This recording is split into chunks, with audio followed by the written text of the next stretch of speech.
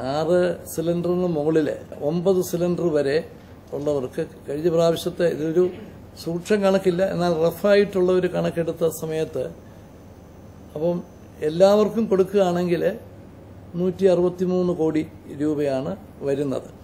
പക്ഷെ ഇപ്പം കേന്ദ്ര ഗവൺമെന്റ് തന്നെ ഒരു വീട്ടിൽ ഒരു കണക്ഷൻ എന്നുള്ളത് ഇൻസിസ്റ്റ് ചെയ്യുക, അവർ തന്നെ അത് നിർത്തലാക്കുക. അപ്പം ഇവിടെയും നമ്മൾ അത് മാത്രം നിർത്തും. അത് നിർത്തിയാൽ 110 കോടിക്കും 120 കോടിക്കും ഇടയ്ക്ക് സാമ്പത്തിക ബാധ്യത വരുമെന്നുള്ളതാണ് നമ്മൾ ഏകദേശം കണക്കാക്കുന്നത്. 535 കോടി രൂപയാണ് നമ്മൾ പെട്രോൾ ഡീസൽ നികുതി അധിക വിലയുടെ അധിക നികുതി വേണ്ടെന്ന് വെച്ചതിലൂടെ നമുക്ക് നഷ്ടപ്പെട്ടുകൊണ്ടിരിക്കുന്നത്.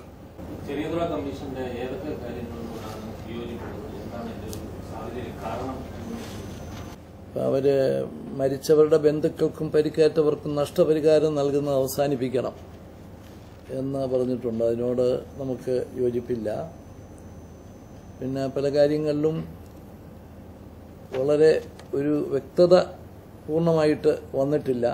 അതേസമയത്ത് കർക്കശമായ നിലപാടുകൾ എടുക്കുന്നത് പോലീസ് ഉദ്യോഗസ്ഥന്മാർക്ക് സുരക്ഷിതമായിരിക്കില്ല എന്നും അവരെ സർക്കാർ സംരക്ഷിക്കാറില്ല എന്നും ഒരു പൊതുവികാരം ജനങ്ങൾക്കും ഉദ്യോഗസ്ഥർക്കും ഇടയിൽ നിലനിൽക്കുന്നു.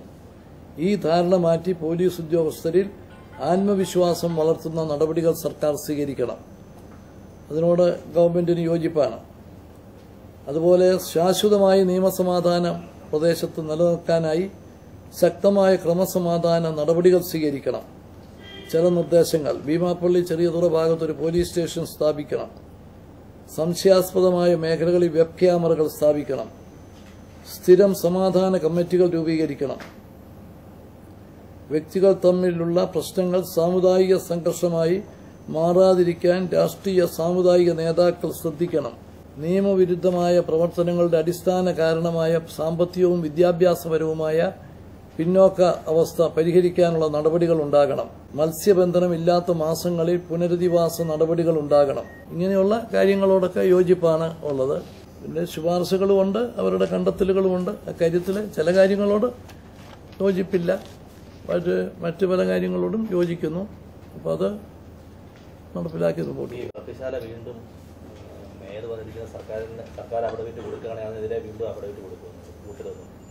ഏതൊരു ജനാധിപത്യ ഭരണ സമ്പ്രദായത്തിലെ ഏതൊരു ഭരണാധികാരിയും ജനവികാരം മാനിക്കണം. ചിലപ്പോൾ നമുക്ക് പൂർണ്ണമായും ജനങ്ങളെ തൃപ്തിപ്പെടുത്താൻ സാധിക്കില്ല. പക്ഷെ എന്നാലും ജനവികാരം മാനിച്ച് ഏത് വിഷമ പ്രതിസന്ധിയിലും പരിഹാരം കണ്ടെത്താനാണ് ശ്രമിക്കേണ്ടത്. ഈ ഗവൺമെന്റിന്റെ വളരെ സ്വയം എടുത്ത സന്തോഷത്തോടുകൂടി എടുത്ത തീരുമാനമല്ല. പക്ഷെ ജനവികാരത്തെ മാനിക്കാനുള്ള ആ ബാധ്യത അതാണ് ഗവൺമെന്റ് ഇങ്ങനൊരു നിലപാടെടുത്തത്.